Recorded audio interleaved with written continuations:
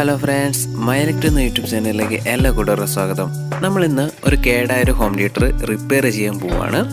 അപ്പോൾ നിങ്ങൾ ആദ്യമായിട്ട് എൻ്റെ ചാനൽ കാണുന്നെങ്കിൽ എൻ്റെ ചാനൽ ഒന്ന് സബ്സ്ക്രൈബ് ചെയ്യുക, തൊട്ടടുത്തുള്ള ബെല്ലൈക്കൻ അടിച്ചൊന്ന് സപ്പോർട്ട് അറിയിക്കുക. അപ്പം നമുക്ക് വീഡിയോയിലോട്ട് കിടക്കാം.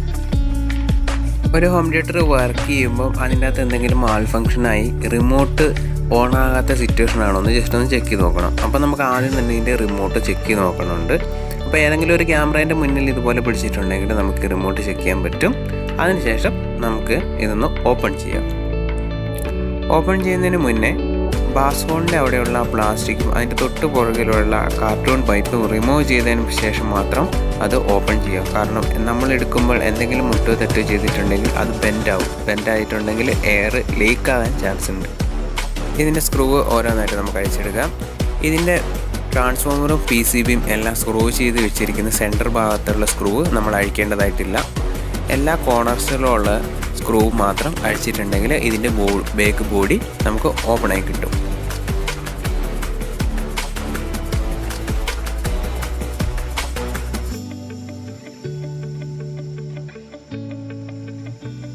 സ്ക്രൂ എല്ലാം ഊരിയതിന് ശേഷം മേൽഭാഗത്ത് മെല്ലെ ഒന്ന് വലിച്ചിട്ടുണ്ടെങ്കിൽ ആ ബാക്ക് ബോർഡ് നമുക്ക് ഓപ്പണായി കിട്ടും. ഇതിൻ്റെ ഉള്ളിലാണ് ഇതിൻ്റെ മെയിൻ PCBയും പവർ PCBയും ട്രാൻസ്ഫോമറും എല്ലാം ഇരിക്കുന്നത്. അപ്പം ഇതാണ് നമുക്ക് മെയിനായിട്ട് ചെക്ക് ചെയ്യാനുള്ള ഭാഗം. ആദ്യം തന്നെ നോക്കേണ്ടത് ട്രാൻസ്ഫോമറിലോട്ട് പവർ സപ്ലൈ വരുന്ന ഫ്യൂസാണ്. എന്തെങ്കിലും ഓവർ വോൾട്ടേജ് കയറിയിട്ടുണ്ടെങ്കിൽ ഫ്യൂസ് അടിച്ച് പോകാൻ ചാൻസ് കൂടുതലാണ്. അപ്പോൾ ഫ്യൂസ് ജസ്റ്റ് ഒന്ന് ഓപ്പൺ ആക്കിയിട്ട് ഒന്ന് ചെക്ക് ചെയ്ത് നോക്കാം. ഗ്ലാസ് ഫ്യൂസ് ആയതുകൊണ്ട് തന്നെ നമുക്ക് മൾട്ടിമീറ്ററിൽ നോക്കാതെ തന്നെ നമുക്കിത് മനസ്സിലാവും ഫ്യൂസ് പോയതാണോ ഫ്യൂസ് പോയതല്ലയോ എന്ന്. ജസ്റ്റ് നോക്കിയിട്ടുണ്ടെങ്കിൽ തന്നെ നമുക്ക് മനസ്സിലാവും. ഫ്യൂസ് പോയതല്ലെങ്കിൽ നമുക്ക് അതേപോലെ തന്നെ ഇട്ട് ബാക്കി ഭാഗത്തോട്ട് കിടക്കാം. ഫ്യൂസ് ഓക്കെ ആണെങ്കിൽ നമുക്കിതിൻ്റെ PCBയിലോട്ട് കിടക്കാം. മെയിനായിട്ട് 2 PCB ആണ് ഇതിൽ വരുന്നത്. ഒന്ന് ഓഡിയോ ആംപ്ലിഫയർ PCB, മറ്റൊന്ന് കൺട്രോളിംഗ് PCB. ആദ്യം നോക്കേണ്ടത് ഓഡിയോ ആംപ്ലിഫയർ PCB ആണ്. കൺട്രോളിംഗ് PCB അടിച്ചു പോകാൻ ചാൻസ് വളരെ കുറവാണ്. കാരണം എന്തെങ്കിലും ഒരു ഓവർ വോൾട്ടേജ് കയറുന്നുണ്ടെങ്കിൽ തന്നെ അത് മെയിൻ PCB, അതായത് ഓഡിയോ ആംപ്ലിഫയർ PCBയിലോട്ടായിരിക്കും കയറുന്നത്. അപ്പം നമ്മൾ ആദ്യം ചെക്ക് ചെയ്യേണ്ടതും ആ PCB തന്നെയാണ്. PCBയിൽ IC എല്ലാം നമുക്ക് ചെക്ക് ചെയ്ത് നോക്കാം. PCB റിമൂവ് ചെയ്യുന്നതിന് മുന്നേ ആദ്യം കണക്ഷൻസ് എല്ലാം എന്തെങ്കിലും ഒരു മാർക്ക് ഇട്ടതിന് ശേഷം മാത്രം റിമൂവ് ചെയ്യുക. ഇതുപോലെ എന്തെങ്കിലും ഒരു മാർക്ക് ഇട്ടതിന് ശേഷം നമുക്ക് ഡീസോൾഡർ ചെയ്യാം. ഡീസോൾഡർ ചെയ്തതിന് ശേഷം മാത്രം എടുക്കുക. ഡീസോൾഡറിങ് ചെയ്യുന്നതാണ് ഇതിൻ്റെ മെയിൻ പവർ സപ്ലൈ എന്ന് വരുന്നത് PCB. മറ്റുള്ള ക്ലിപ്പാണെങ്കിൽ ഇത് മാത്രമാണ് ഡീസോൾഡിങ് ചെയ്തെടുക്കേണ്ടത്. PCBയിലോട്ട് വരുന്ന കണക്ഷനെല്ലാം റിമൂവ് ചെയ്തെടുത്തതിന് ശേഷം നമുക്ക് PCB ഒന്ന് ചെക്ക് ചെയ്യാം. SMD കമ്പോണൻസ് ചെക്ക് ചെയ്യുന്നതിന് മുന്നേ ഇതിൻ്റെ മെയിൻ IC ആണ് ചെക്ക് ചെയ്യുന്നത്.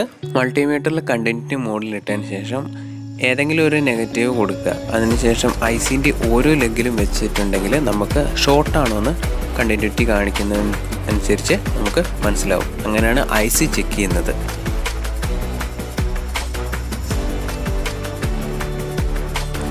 അതിനുശേഷം നമുക്ക് DC വോൾട്ടേജിൽ ഇട്ടതിന് ശേഷം ട്രാൻസ്ഫോമർ ഓണാക്കിയതിന് ശേഷം അതിൻ്റെ DC വോൾട്ട് കറക്റ്റായിട്ട് കിട്ടുന്നുണ്ടോ എന്ന് അതും ചെക്ക് ചെയ്യും. ചെക്ക് ചെയ്യാനായിട്ട് നെഗറ്റീവ് എവിടെയെങ്കിലും കൊടുത്തതിന് ശേഷം ICൻ്റെ പോസിറ്റീവ് ഏതാണോ അതിന് കറക്റ്റ് ഒന്ന് നോക്കാം. അവിടെ വോൾട്ടേജ് കറക്റ്റായിട്ട് കിട്ടുന്നുണ്ടോ എന്ന്.